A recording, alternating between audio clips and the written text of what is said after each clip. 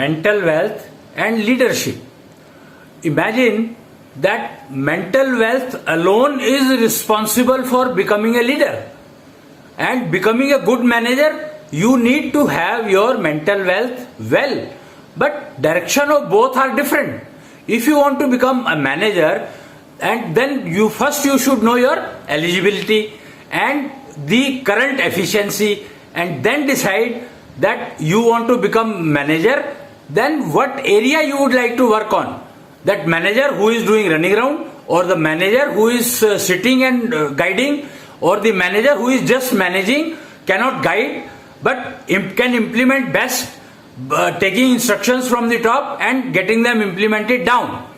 Or whenever there is a problem, he discusses it above and then solves it.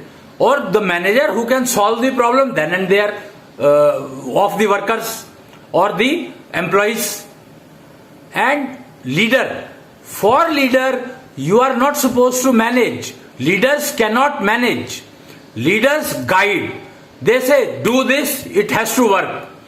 Now it is the responsibility of the manager who will manage that to ensure that it should work. But you will be considered as leader only when you have that eligibility level first, and then you have cultivated that eligibility level by improving your efficiency and acquiring mental wealth from the market. And your mental wealth is grown to the level that you can guide perfectly. There are two things. Difference between manager and leader is what? Leader guides, whereas manager takes decision. You understand what I am saying? Manager takes decision on implementation part, or decision on whether the guidance given to me is right or not, or is it suitable to me or not.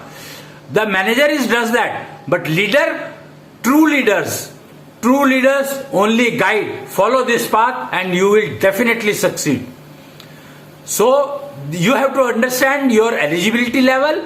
You have to cultivate that eligibility level to become leader, or you cultivate your level to become manager, or you cultivate your eligibility level to become engineer, professional in any aspect.